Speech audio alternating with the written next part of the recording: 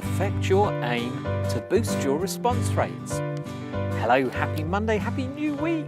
It's John, it's the Marketing for Owners podcast where I show you how to create your self-marketing company.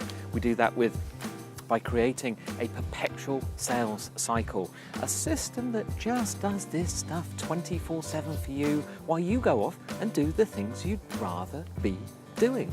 But the best thing about it is I prefer, rather than charge you some huge amount of money, bargain today, $2,000, I prefer to show you how to do it yourself. I learned this stuff, it's out there, it works for me. I've been using it for years. And in fact, for those of you watching the video, you can see the golf course in the background, the pond here. I'm in Canada right now. A week ago or so, I was in the UK. And my businesses carry on. They just do stuff. I am currently recording this in the middle of the day. Just trying to think what time it is. It's just after lunch, actually. And in fact, now think about it, did I actually have lunch? But you can do this too. There is nothing special about me. And before you say the same, you are thinking, you already know that. But I'm just an ordinary person who started off as a door-to-door salesman and who ended up with a business, because that's what you do when you're self-employed, and who just had to figure it out. It can be figured out because the information's out there. But part of it is making sure that whatever you do, because you need customers, okay? Let's just get that out of the way. It's no argument. I didn't invent that. That's genuine. You need customers. You cannot sit back and just hope they turn up. You may have started off with loads, but those were the ones you started off with. Once you've gone through those, once they've finished, once they've moved on, where the next one's coming. You need to have a queue of customers. For all of those who think, I'm flat out, flat chat with work, I cannot manage, I don't need any more customers. Well, let me tell you, my friend, you will do. And they don't grow on trees. Is that the phrase? But customers need to be in the pipeline. Customers need to be begging for your services, begging to the point so that you say that to them, sorry, I'm so busy, I can't take on any more customers. Come back to me in a month. Come back to me in a couple of months. Isn't it fantastic if you say that to them? They want you, they are coming back to you. And the only way you're going to do that is by marketing.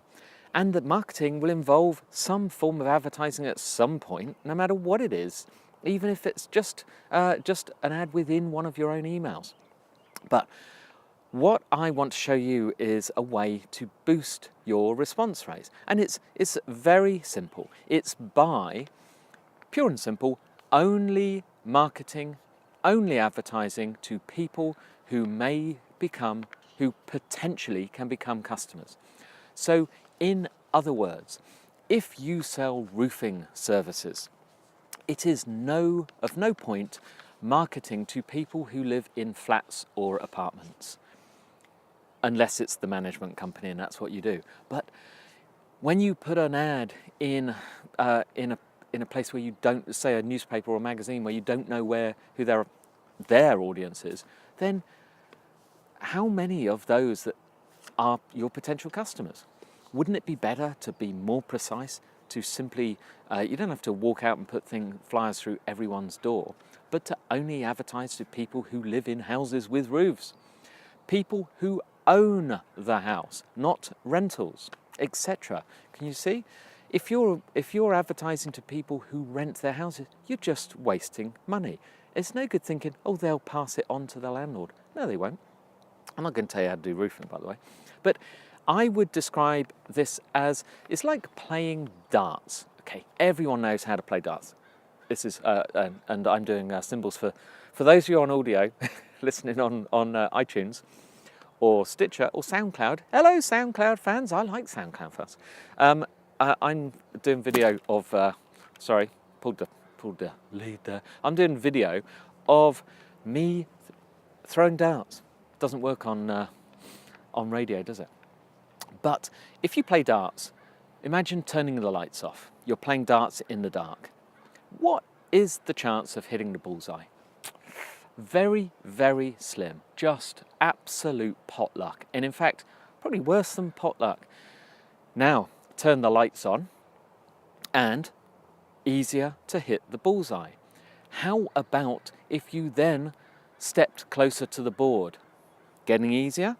Okay. How about if you put a load of huge arrows, stuck them on the dartboard pointing to the bullseye? Even easier? How about if you then cover up the rest of the dartboard and only expose the bullseye? Easier? That's what happens when you work out who your ideal customer is and you find them. And once you've worked out who that customer is, and there is lots of information on the website, we call it your potential, only marketing to your potential customer. You need to know everything about them. You need to know their age, their gender, what they do for work, like a job title. So for instance, it's no good saying, like, people ask me, what do you do? Now, I sell fire safety equipment, but my job title is managing director. Those are two different types of things. So you need to know all these kind of things.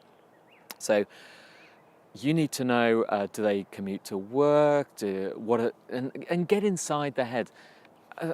And there is a lot of information, because some of you are thinking, well, how do I know that? But look at your customer base. Look at your typical customer. Ask them questions like this. Ask them.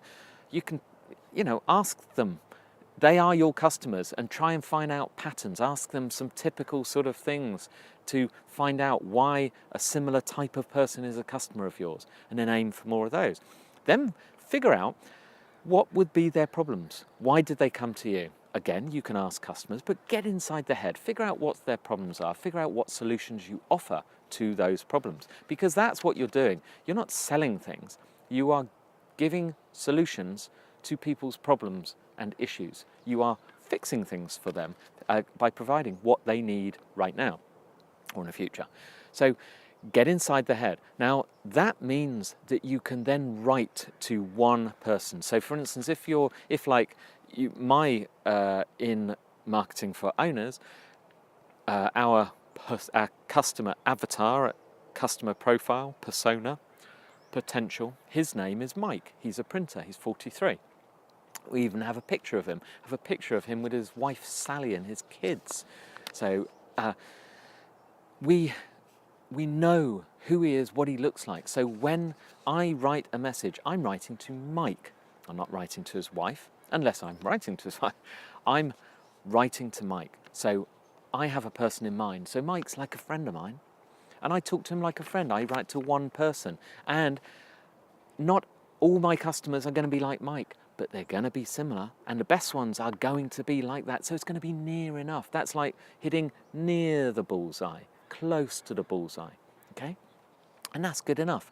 These are not off the board. These are on the board, near the bullseye, and bullseye. So write to one person, and then write in their voice, because once you understand what type of person they are, then you can write in their voice. If your typical customer is an official, is someone who's used to, I don't know, maybe they're a lawyer, solicitor, doctor, government official, who knows? I don't know what you sell to government officials, that kind of thing. They're probably used to talking a different tone, to a more casual.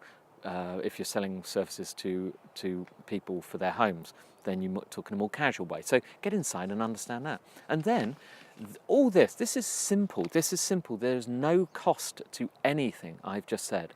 And that will dramatically reduce your marketing costs and boost the response rates of any marketing that you do. And that's the secret to great advertising, by the way. Okay.